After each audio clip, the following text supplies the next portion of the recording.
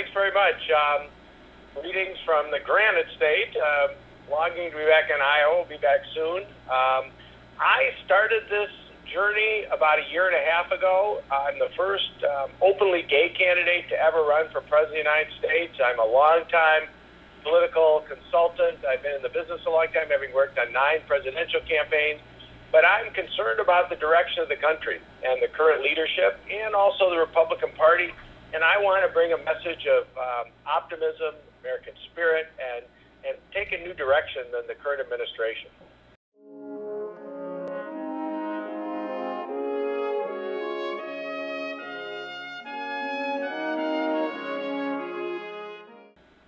Well, you know, it's interesting. Right after he was sworn in as our new National Party Chair, Reince Priebus had a meeting with me in his offices in Washington, D.C., along with the Vice Chair and the other Republican National Committee and also the Chief of Staff. And I think part of their interest in me is that I have been the only presidential candidate reaching out for younger people. I've spent a lot of time, you know, at Iowa State, Drake.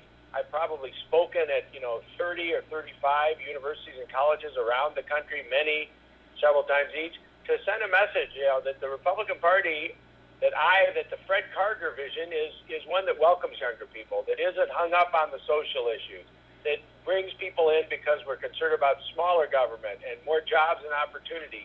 And I think that's an important message for younger people. And I really enjoy younger people. I've even advocated, a 28th Amendment to the Constitution to lower the voting age to 16 or 17 to empower our youth and make them better voters. And I've spent a lot of time and will continue to bring younger people not just into the Republican Party, but into the political process in general.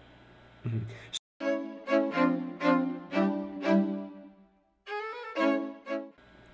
Well, we're seeing now in colleges, in polling and just, in my own findings and many others, college students, high school students are not concerned about gay marriage. They're not concerned about abortion. They're much more concerned about the impactful issues such as jobs, the economy, education reform, pulling out and getting out of Afghanistan and Iraq. And these are the issues that seem to be motivating younger voters. So the Republican Party is making a fatal error, and most of the Republicans running for president, my fellow candidates, in dwelling on these issues. They're backwards, they're un-American, I think. They're hurting not only our country, but the Republican Party. We need to put those issues aside and move forward.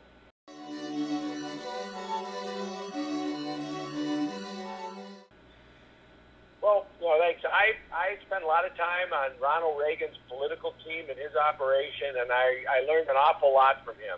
And, one of the great takeaways was his unending optimism. He took the presidency in 1981 at a time not only of dire financial straits we're in, with a recession, with high unemployment, with 10.5% inflation, and then the morale of the country was devastated because of our Iranian hostage situation. Over 400 days of American embassy being taken over in Iran and ridicule. So he brought this great spirit and optimism to the country, and that's what I want to do. Because he helped through his motivation and some legislation that he got passed using, his great friendship with Tip O'Neill, the Democrat Speaker of the House, to turn the country around. But it was mostly his never-ending optimism, his spirit, his can-do attitude that helped lift the country out of the malaise that we were feeling 30 years ago. So a Karger administration wants to focus on that, working with the Democrats very closely to forge an alliance to get things done, and the Republicans in Congress. And, as someone who supported Hillary Clinton 4 years ago as a maxed-out donor, I've supported many Democrats throughout my political career and my career post-retirement. And so I think that's important, that somebody unique like Fred Karger has the ability to get along with both sides to get our country moving again. Excellent. And so about taxes, should the U.S. raise taxes? Well, we're at a time in our history where we need to do some dramatic steps. We need to sacrifice. And with me and in my economic proposals that I put forward so far in my grand plan I'll be releasing soon, everything needs to be on the table. The politicians in Washington, D.C., and 536 of them, if you count the president, are focused on one thing and one thing alone. It's getting reelected or moving up. It's their next election period. They have not put the country first. Fred Karger wants to put the country first. I've never run for office. I run a business. I've been in politics my whole life, and I want to put the nation first. So, if we need to increase our revenue instead of just cutting spending, instead of just cutting taxes and increasing spending, everything needs to be up for discussion. We can no longer continue along this road. And Obama's done it again. This $447 billion proposal, which is just kind of the centerpiece of his campaign, he's only selling it in states like Iowa and, Ohio and Virginia, the swing states for him, and important early states. It's not the route to this. It's creating more of a deficit, and it's not a long-term fix.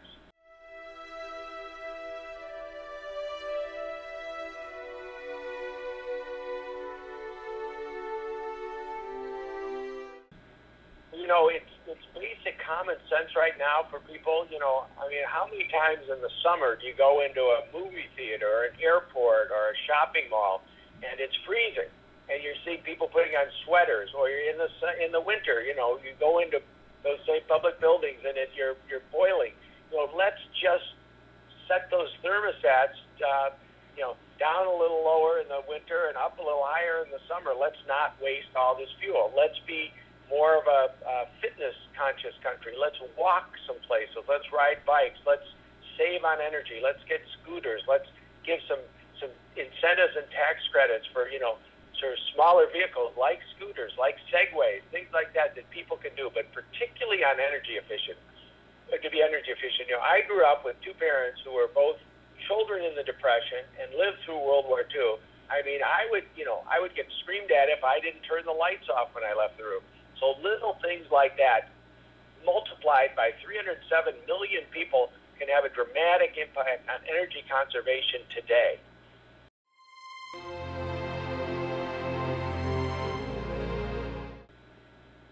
Well, it is another dictatorship.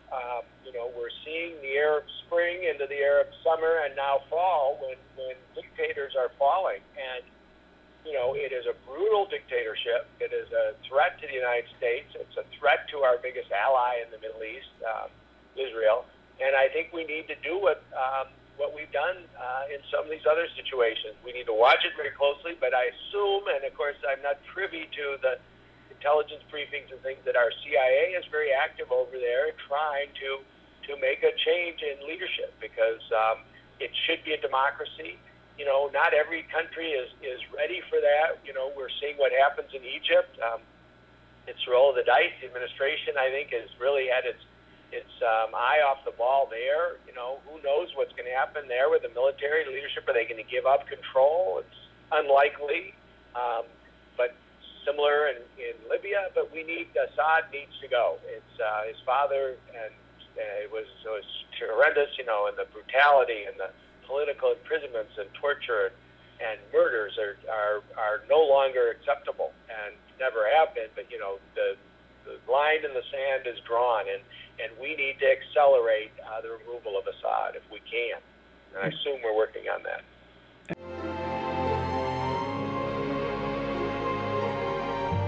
Well, I've just visited the Middle East just a few months ago and met with a lot of the leadership in Israel. I have always and continue to support a two-state solution with a Palestinian state, but it can't be done the way the Palestinians are trying through their end run at the United Nations.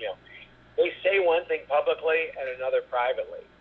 We've seen there's a lack of trust there, but if they will sit down and negotiate a settlement, Israel has always been ready to do that. So let's let our leadership, President Obama, Secretary Clinton, let's help facilitate these talks. They should be ongoing. My political hero, James Baker, went to Iraq 29 times, I think, to try and hammer out a solution there. I think it's important that this negotiations continue always. Even with countries that we're fighting. If we can do that, it's just proven successful. James Baker was a political consultant. He was, a deal maker, and that's what I think we need to do. The United States has a tremendous amount of influence all over the world, and we need to utilize that to bring peace at last to the Middle East.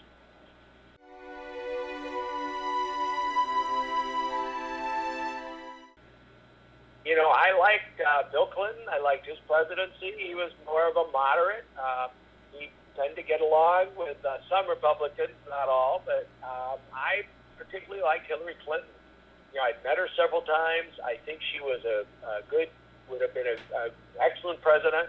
And I was not happy, quite frankly, with the Republican field 4 years ago. So I was a maxed out donor to her, and I'm proud of that. And I think that, you know, I am indicative of where the American public is right now. You know, they're not as partisan as they were 20 or 30 years ago.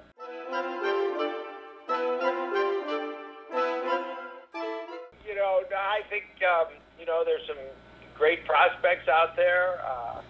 You know, I like John Huntsman. He's got an airplane. I think that's good. You know, there's a tremendous number of great Republicans. I'm excited about the prospect. I'd like to break some new ground. And I think Condoleezza Rice is somebody I've always been very intrigued by. The only problem is she's a California voter, as am I, and you know, constitutionally that's illegal, but you know, there are ways around that. But she certainly has a breadth of foreign policy experience. And so there are a tremendous number of candidates. I've not really started looking too much, but I think there's some great people out there that I think would be an excellent complement to a Karger administration.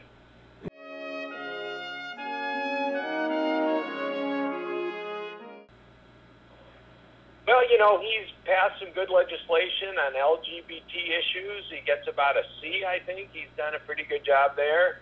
You know, he's brought some innovative ideas to government. I think he's you know, shown a little softer, gentler feel for the rest of the world that were pretty up in arms over the Bush administration. He might have taken a little too far, but he's trying to be a conciliator. You know, he's given hope to a lot of people. As the first African-American president, I mean, it's just hugely significant, you know, what that message sends to his community and to the rest of the world. And I think, you know, that's important. But, you know, he's failed in a lot of areas. He's been a bust. I thought he was going to be another Reagan. You know, here's this guy who is so charismatic, and what a wonderful speaker and motivator. Talk about someone who energized and brought younger people into politics. You know, he's the king. Unsurpassed. Look what he did in Iowa. I mean, phenomenal. Well, something happened the day he got elected. Mm-hmm. That fighter, that spirit of Barack Obama was kind of a lid was put on it, and we saw it even in the formation of his inaugural. And I was very disappointed. He just seemed to buckle too quickly. You know, if you're president of the United States, I don't care if both houses are, you know, of a different party. And when he came in, he had both houses as Democratic. But, you know, he was trying too hard to be liked. And you can't do that. You need to be, you know, you need to have your poll numbers up to get things done. But you also need to be tough. You need to be a leader. And he's been lacking on that. So he's been a disappointment.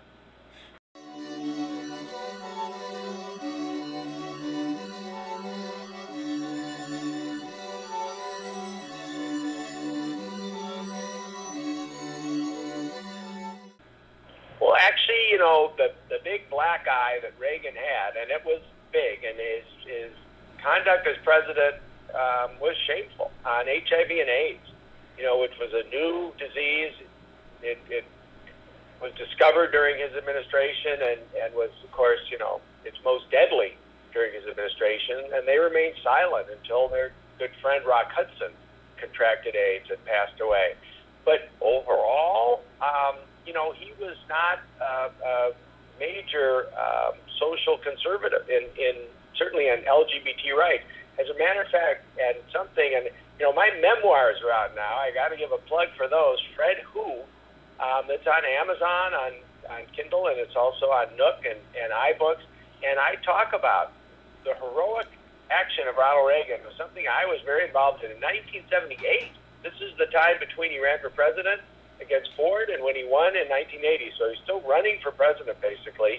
He very courageously came out against California's then called Proposition 6, the Briggs Initiative, by an awful Republican state senator, which would have banned gay, lesbian teachers teachers, employees in our California school system. And it was ahead, very popular, as was happening in the late 70s. It was ahead 2-1 in the polls. Well, Reagan, after an effort I started to make it bipartisan, to bring Republican opposition to this hateful initiative, a meeting took place, not with me, but with the two campaign managers, set up by Pete Hannaford, his right-hand guy, who was gay but not out at the time, set this meeting up. We were told that Reagan would not come out against the initiative, but after David Mixner and Peter Scott presented their case to him, he opposed the initiative. And that was such a huge turn of events for Proposition 6. If you've seen the movie Milk, it's depicted in there. And then what happened was it went down to defeat 2-1. And it ended this gay bashing that Anita Bryan and some others were doing in the 70s. It just kind of ended it cold. So, he stuck his neck out while running for president of the United States to support a very hateful anti-gay initiative. Now, as president, not so good. And, of course, the 80s were a horrific time because as our civil rights started to move ahead in the 70s, when HIV/AIDS came around, it was just the door was slammed because people were so afraid. They thought, they could catch HIV/AIDS by shaking someone's hand or kissing or using the silverware. It was a very terrifying time, and so people were so afraid of gay people. And also I've got to point out, and I didn't even remember this, but some friends were in an organization called ACT UP, which was the radical great group that really helped speed up the process and get people and government funding to tackle this disease and take away the stigma. Well, they spent an inordinate amount of time just trying to get the New York Times to print the word AIDS. They refused, and this is the most liberal paper, progressive paper in the nation, particularly in the 80s, and they refused to do it. So, it's a very different time. We've evolved on that tremendously. We know that was a regret of the administration. Certainly, the Reagans have a lot of gay friends and always have, and it was a shameful experience. But I think overall, I contend that Ronald Reagan would support gay marriage to this day. I think he would. He was a caring person, a lot of gay friends, could care less. Hollywood for a long time, and I think he would be a great ally.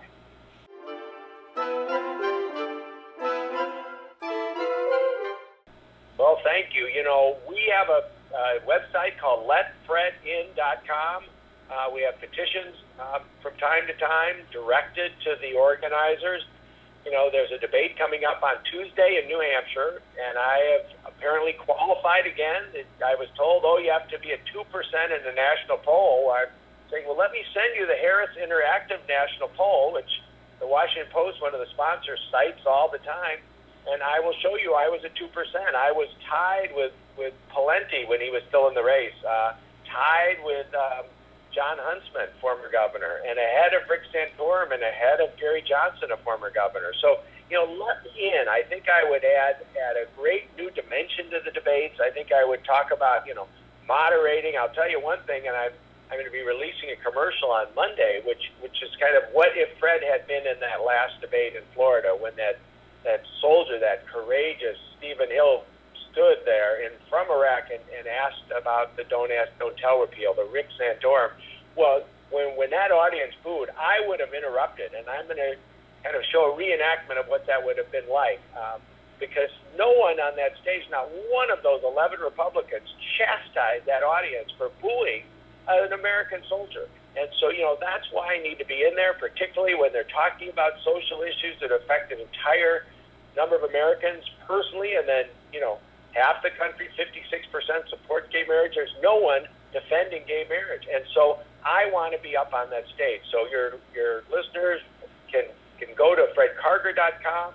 They can contact the debate organizers. The Tuesday debate is Bloomberg Business Channel and also the Washington Post, and say, let Fred in. And that is a message we're taking.